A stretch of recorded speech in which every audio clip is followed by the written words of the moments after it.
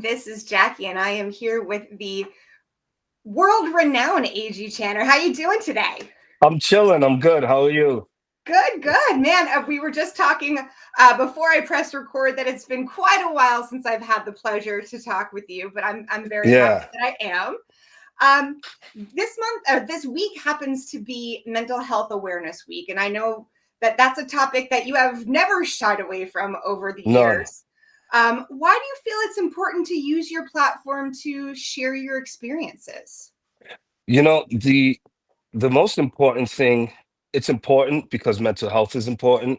And I think we're at a time in our country, my generation, we're having this shift of shaking the stigma of mental health and it becoming part of the everyday conversation, it becoming part of the everyday, mindfulness. People are now being a lot more aware that mental health is important. And there are people that might be suffering a mental health condition that could be life changing, or it's one that you can't see. And mental illness is not something you can always see. So the fact that people are waking up to it, I feel, as someone who has taken my mental health a lot more seriously in the last 2 years, I think it's important that I talk about it, and it's important that I share it. And I think part of my rehabilitation and my way of processing trauma is tell my story because it might impact someone, but at the same time, it helps me filter it out. So I think it's important, and I will never stop and shy away from continuously talking about taking it seriously and how important it is. Excellent. Are there some tools that you've found along the way that have been particularly helpful to you personally?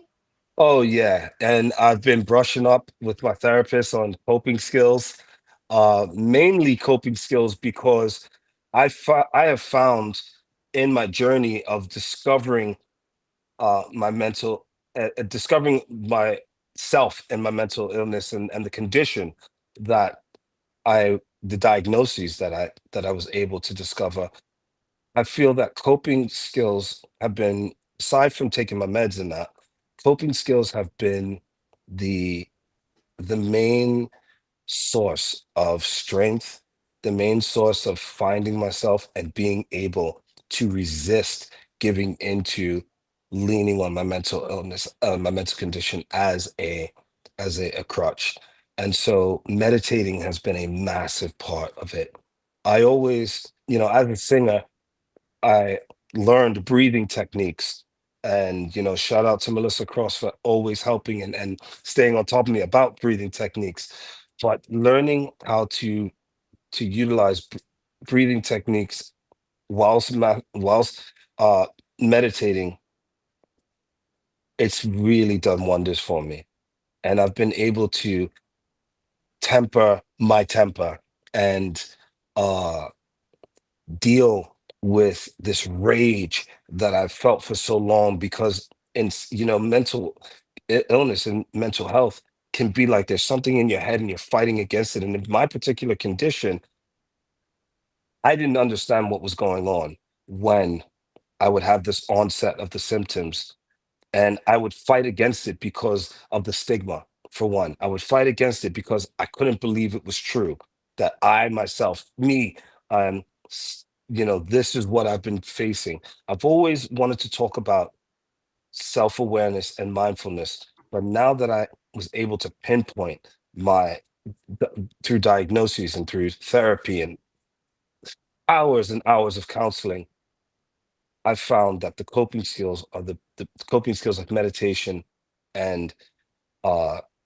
talking, talking about it, talking to my therapist, being open with my family about what I'm doing and not just trying to keep this facade of I'm okay, because it's okay to not be okay.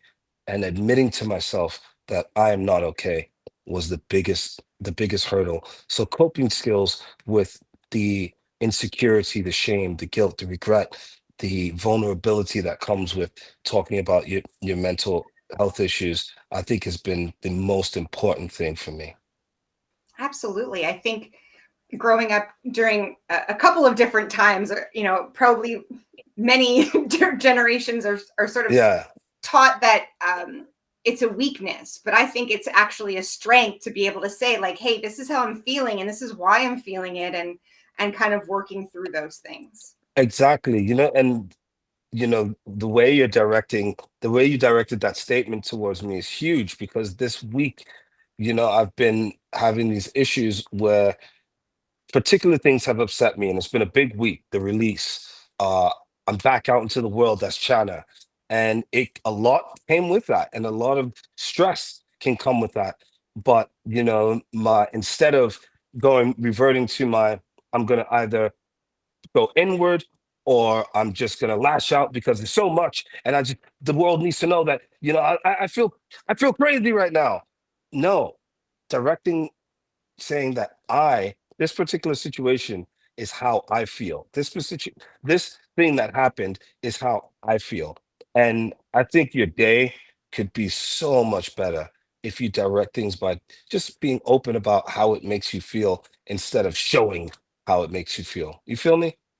Yes, I think that's a huge shift. It's definitely a change of thinking that doesn't happen overnight. It's definitely Yeah. something that you have to practice for sure. A lot of guys, a lot of my peers in this business and in industry, a lot of them have confronted and stood up to their demons, so to speak, and they handle it so well. But someone like me that suffered tremendously from substance abuse and substances, you convolute your well-being and you can put your safety and your life in danger if you don't stand up to those demons. And when mental health is wrapped up in this ball of of raging and emotions, and you neglect it, you become such a dangerous individual. And I think I was more of a danger to myself than anyone. So I had to, you know, speak up about it, and I had to be strong. And so whatever that, when my dad and everyone from the older generation was like, you'll be okay, you'll be okay. Nah, man, I need to stand up to this, and I need the world to understand that China isn't just this raging ball of emotion and these feelings that are being poured out to the world. And the people that are close to you, they need to hear it, they need to see it. And so it took a lot to get over that insecurity and that idea of what weakness is. But weakness is in the body and the mind when you are strong enough to be honest about what's going on. Absolutely. Was there something or some event that was sort of the turning point for you that was like, I got to do something. I have to do something different? Because a lot of people, I'll speak for myself anyway, are afraid of change, right? It's different, Yes. it's unfamiliar, and then it can just make things feel even worse. But being that strong person to say, no, I've got to change something about this. Was there something specific for you? Well, the around the time when I was leaving fire, because or when the around the time that situation occurred, that ended up with me uh being me and the band splitting. I had gotten to a point where my substance abuse had controlled every aspect of my life. And it just wasn't about the fun anymore. It was because I was putting things into my body to deal with my pain, to deal with life, to deal with the stress, to deal with the emotional strain that life had put onto me, and where my career was, and how insecure I felt about the person I was. I was not happy. And, there are singular binary events that happened along the way. But the most important was when I had a full on mental breakdown, and the uh my particular condition, schizoaffective disorder, depressive type, it became, I saw I was out of my body and I could not control my thoughts. I had lost control of myself, and I become vapid and soulless and emotionless. And I just, that scared the shit out of me. And it scares the shit out of the people around me because as many people would say, you, it's dangerous to be around a person that way, but I was a danger to myself and I was harming myself. And I hadn't, been to that level and that depth of depression and that depth of ineptitude before. And I had seen depression, I'd seen dark days, and I knew what dark days would look like. But this was dark because it wasn't just my career, it was my life. And once my life was in jeopardy and my sanity was in jeopardy, I could not go forward. So I did I did what many people around me suggested. I went into treatment. I went into I took my mental health a lot more seriously. I Right around COVID, that was a really dark time too, because of what had happened in the industry and what it did to the industry. So I started going to therapy a lot, but therapy it wasn't cutting it. Therapy alone wasn't cutting it. I had to really take it seriously, and I had to say to myself and look to the heavens and look myself in the mirror and say, this has to stop. And that full on psychotic break that spilled out of my home and spilled out into the world. And my band had seen it before. They had seen that side of me, and it was ugly and it scares people. So I don't blame these guys for being afraid of that and thinking, well, who is this guy and has he changed? But the most important thing is, I don't give a shit about my career. I give a shit about my life, my health, my kids, my family. And I had to take it seriously and say, this has to stop. Well, I'm glad you did, and I wouldn't for a second discredit the hard work you've clearly been putting in. So Yeah. that in and of Yeah. itself is worth celebrating, right? Like, Yeah. yes, Yeah. new music, and Exactly. we're going to talk about new Exactly. music, but like just Yeah. as you said, the career doesn't stop or start until you've gotten yourself healthy. And so I'm Exactly. Yeah, it's impossible to be functional. And I admire a lot of my friends that that love to rage and love to have a good time. And I admire them for, being able to compartmentalize all that and do it healthily and still have a very successful career. But with where I was headed, that was not going to be the case. You know what I'm saying? So like, yeah, yes, I love what I do, and there was no keeping me from doing this.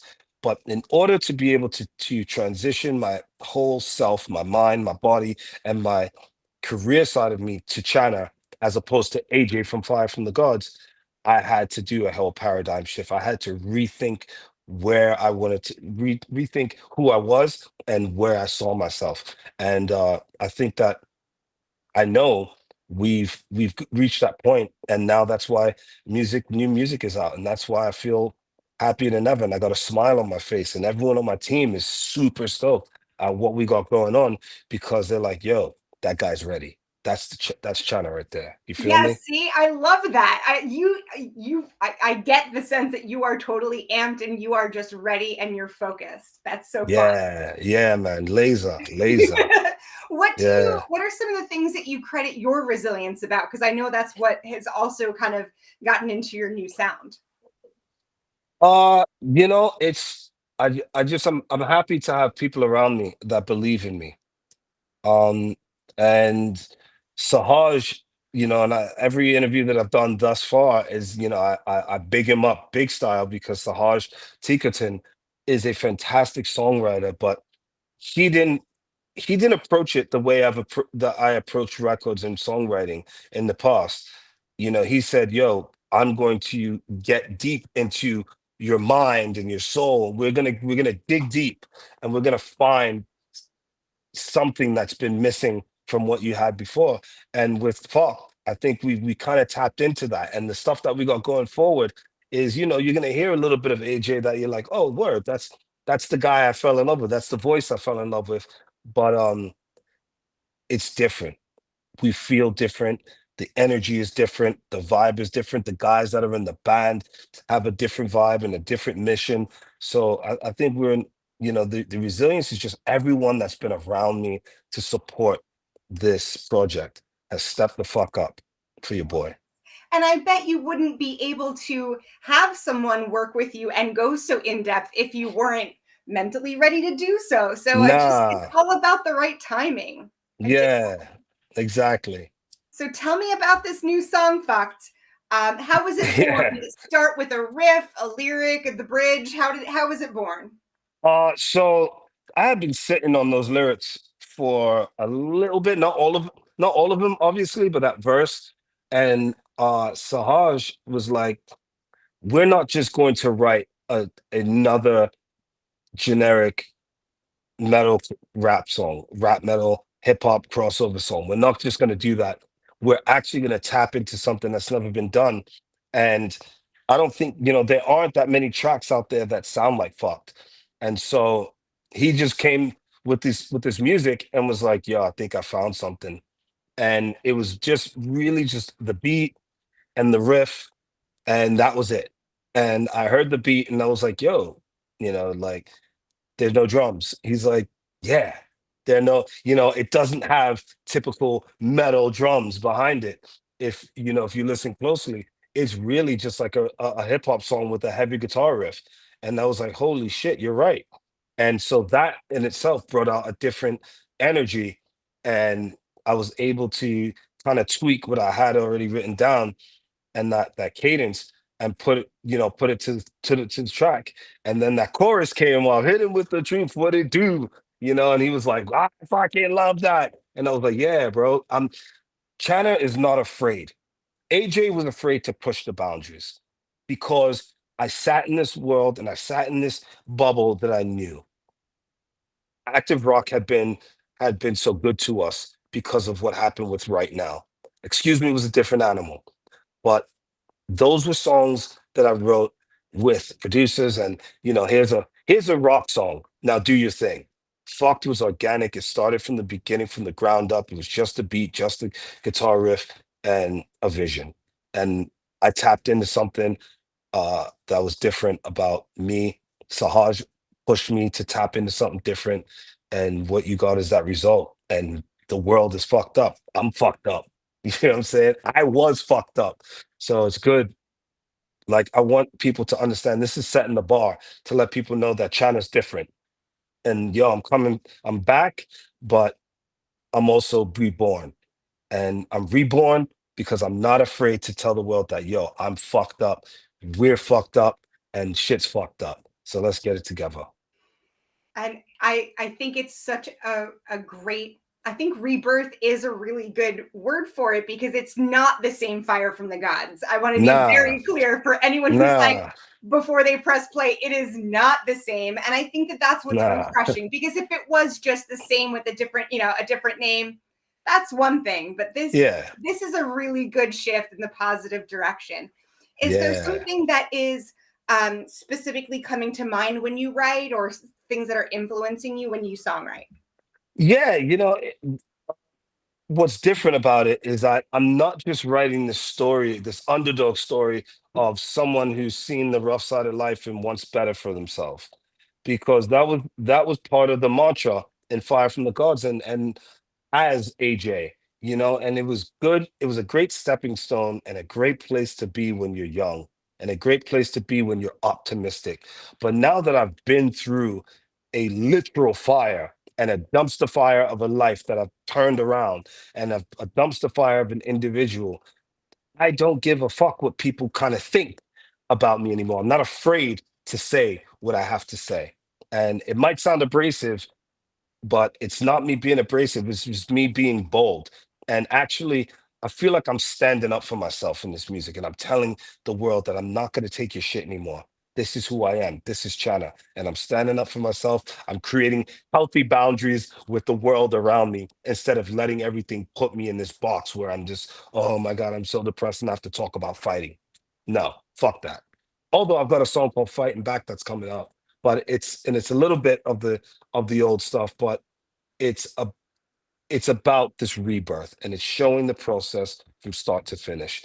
And I think people will get like even when they hear that, they're gonna be like, yo, yeah, that's a new dude, man. That's what's up. That's that guy. That's the guy. You feel me? See, and I think that that's the answer or an answer to people who are afraid of change.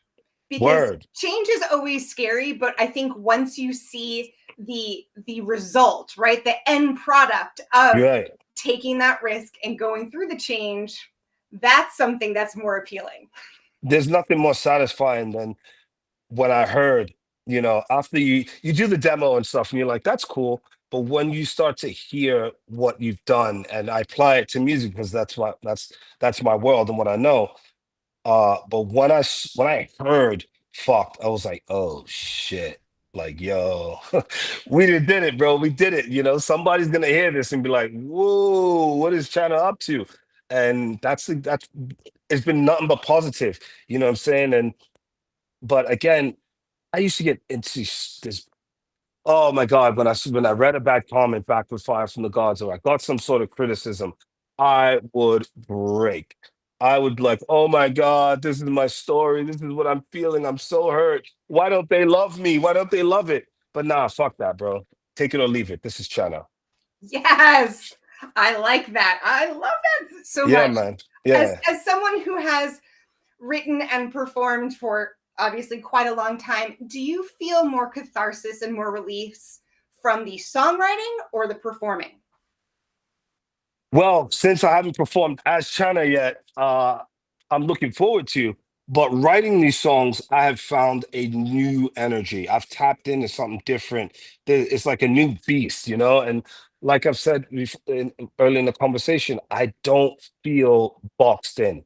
I don't feel that I'm writing to someone's ear and to someone who's sitting there. And plus, I'm technically an independent artist, and myself and my business partner, we run the label that's producing China, and we intend to sign other bands and to continue this, this project together. So I'm kind of my own boss. So again, I don't care what the boss says because I'm the boss. And Sahaj and I are the ones that are the brain in the band and what they contribute to the songwriting process. But I I literally don't give a shit what anyone thinks about my music right now but me.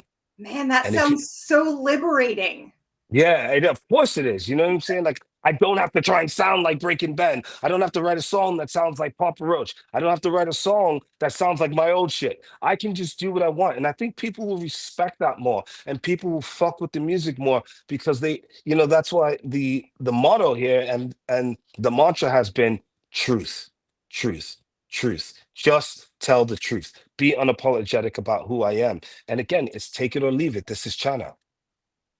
So ready. I'm so Yeah, ready man. for the performance because I know what you're like Yeah, on yeah, stage. So I'm very yeah. excited about that. The video for FUKT comes out November 11th. Who came up Mm. with the treatment for it? I think I have a guess, but Uh, you know, we Dale Resteghini is a bit of a genius, man, aka Rage, and we talked about what we thought this would be, and and we were on the same page. And when I told him what I was feeling, he came back to me with this idea, and I was like, dude, that's fucking perfect because the video again, it's not your typical band. Oh, there's the dude in the band. There's the metalcore band of the rap guy fronting the band. It tells a real story, and it's current.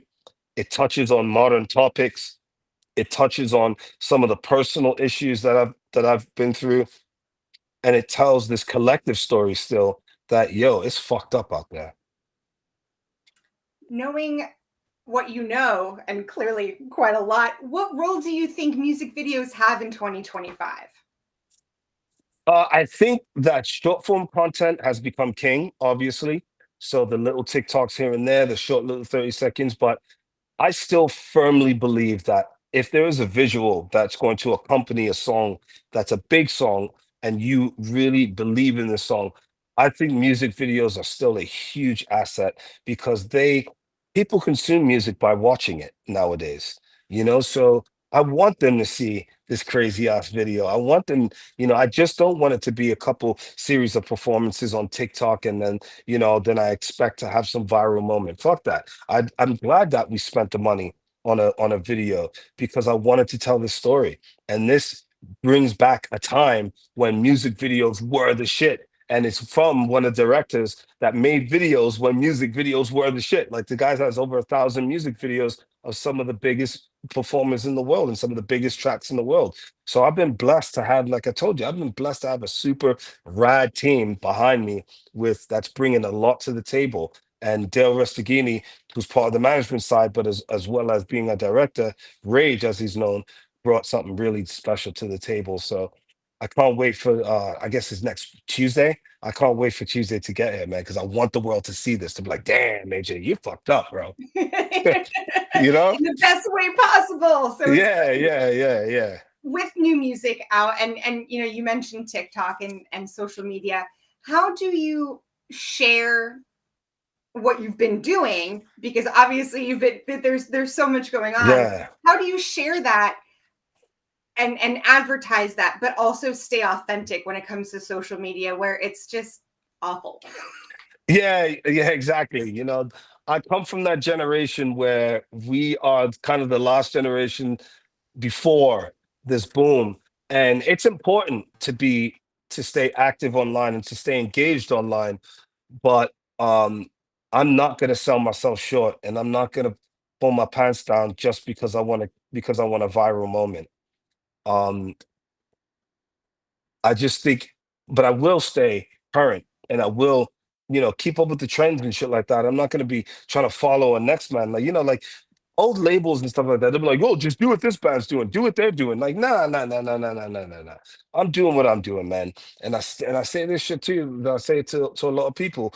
Jay-Z one time was like, man, he's like, I don't care what anyone else is doing. I don't care what the trend is. I'm gonna sit and I don't care how long it takes me to come out with my record. I'm gonna sit on my record. I'm gonna sit and do what I do and make my music because I know my shit is hot. So I've been quiet, you know, uh, for the most part, but and everything now involving China and FUKT is really just about the project and about the artist. Um, I still am super, vocal online about the things that I feel and stuff that I feel personally, and I love interacting with bands and I love interacting with fans. So I'm never gonna not be that guy. So you want to hit me up, man, Channel Official, hit me up, man. I'm here. And I love to listen to new bands. So that I'm still maintaining that authenticity and that realness, but I'm also focusing on I want people to see these visuals and I want people to see that China does not fuck about. Don't follow the trend, make the trend. Exactly. Yeah. After all that you've gone through and all the hard work that you've poured into this music, are you focused on putting out singles, an EP, or a full album? Please tease me. Yeah. Right now it's all about singles. We've got a couple of some really dope songs. We've got about eight or so. And once we get into the performances and because ultimately I'm going to get hit the road again and start touring at some point in 26.